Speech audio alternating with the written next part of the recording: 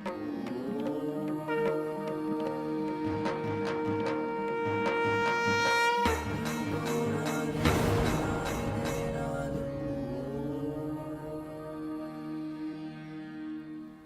ओम तत्सत। अध्यात्म रामायण युद्धकांड दशम सर्ग। रावण का यज्ञ विध्वंस तथा उसका मंदोदरी को समझाना। जे के जेहि पर सत्य सने हूँ, सोते ही मिलई ना कछु संदेहु। जिसको जिस चीज़ से सच्चा प्रेम होता है उसको वह चीज़ अवश्य ही मिल जाती है।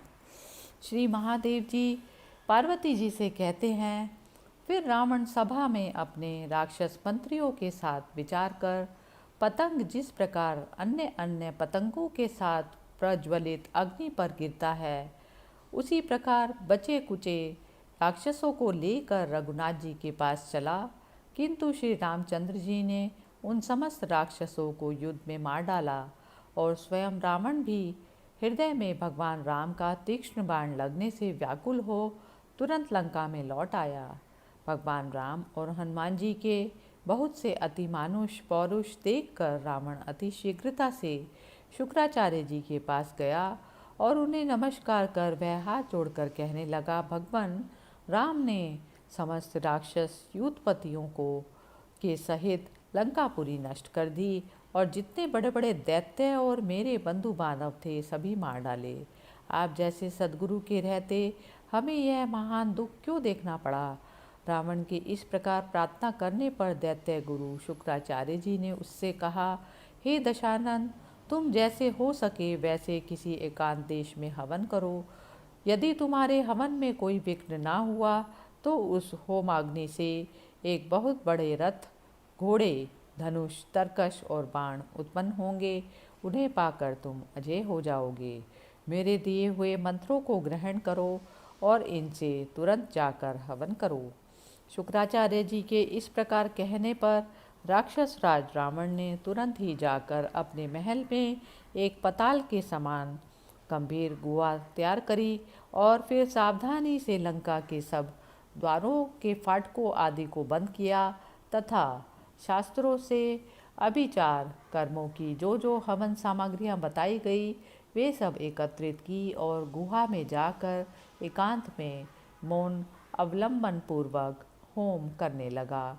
तब रावण के छोटे भाई विभीषण ने बड़ा भारी धुआं उठते देख अति भयभीत हो उसे श्री रामचंद्र जी को दिखाया और कहा, हे राम, देखिए दशानन ने हवन करना आरंभ कर दिया। यदि यह हवन निर्विघ्न समाप्त हो गया तो वह अजय हो जाएगा। अतः इसमें विघ्न डालने के लिए शीघ्र ही वानर सेनापतियों को भेजिए।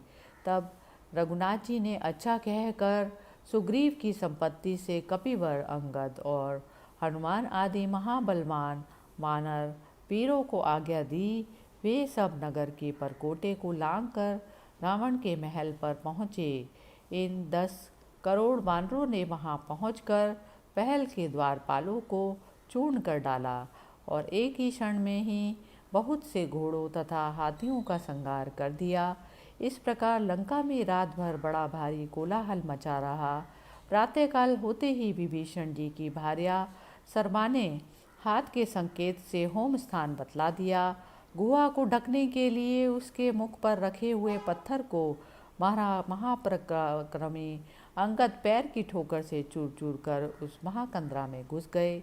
वहां उन्होंने रावण को नेत्र मूंदे दृढ़ आसन लगाए बैठे देखा। इसके बाद अंगद जी की आज्ञा से समस्त वानरगण तुरंत उस गुहा में घुस गए। गुहा में घुसकर वे सेवकों को पीटने और बड़ा भारी कोलाहल करने लगे। जहाँ तहाँ रखी हुई यज्ञ सामग्री को उन्होंने हवन कुंड में डाल दिया। वानर अग्नि हनुमान जी ने अति रोषपूर्वक बलात् रावण के हाथ से श्रुवा लेकर उसी से उस पर आघात किया। वानरगण रावण पर इधर उधर से दांतों और लकड़ियों से प्रहार करने लगे, किंतु उसने विजय की कामना से इस प्रकार आहत होने पर भी अपना ध्यान नहीं छोड़ा। अब अत्यंत वेगवान अंगद जी ने अंतःपुर में जाकर तुरंत ही शुभ लक्षणा मंदोदरी को चोटी पकड़कर ले आए और रावण के सामने ही उन्होंने अनाथ के समान विलाप करती हुई मंदोदरी की रत्न जड़ित कुंज की चोली फाड़ डाली। उसके मोती टूट टूट कर रत्न समूह के सहित सब और बिखर गए। इसी प्रकार मंदोदरी की रत्न जड़ित करधनी भी टूट कर पृथ्वी पर गिर पड़ी।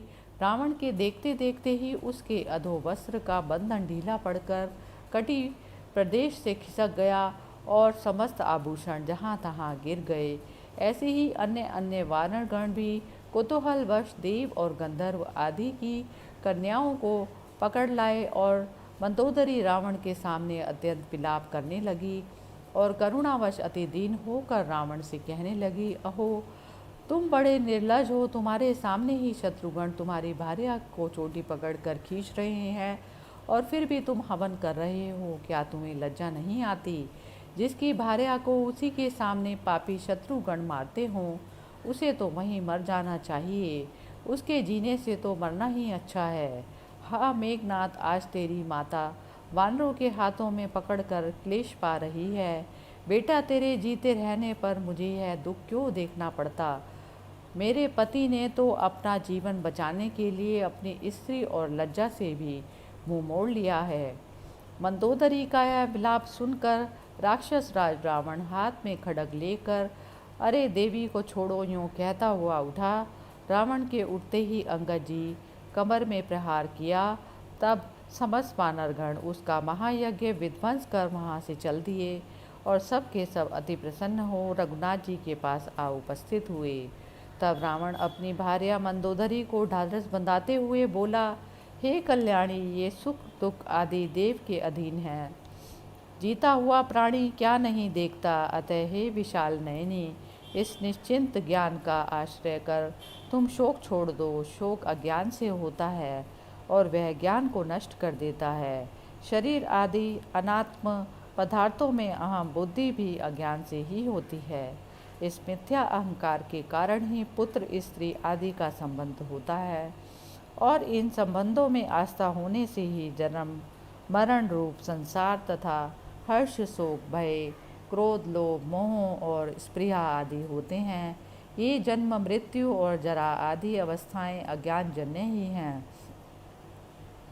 आत्मा तो एकमात्र शुद्ध सबसे पृथक और असंग है। वह आनंद स्वरूप ज्ञानमय और समस्त भावों से रहित है। उस सत्य स्वरूप का कभी किसी ने संयोग वियोग नहीं होता। हे आनंदिते, अपने आत्मा का ऐसा स्वरूप जानकर तुम शोक छोड़ दो।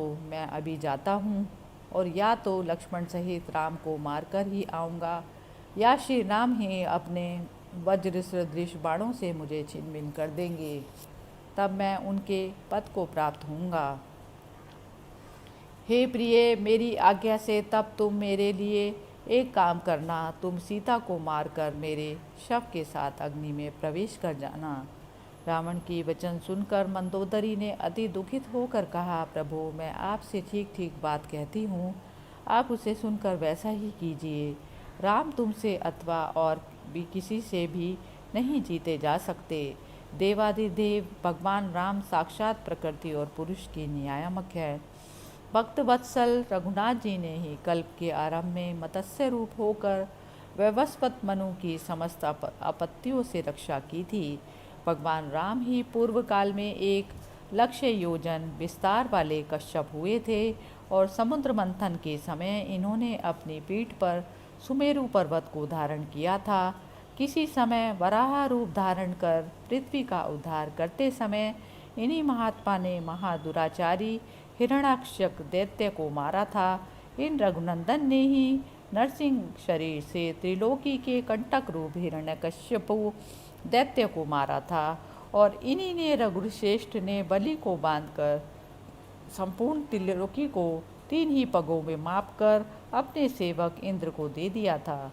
जिस समय राक्षसगण क्षत्रिय रूप से उत्पन्न होकर पृथ्वी के भार रूप हुए, तब इन्होंने परशुराम रूप से उन्हें कई बार संग्राम में मारा और पृथ्वी को जीतकर उसे कश्यप मुनि को दे दिया।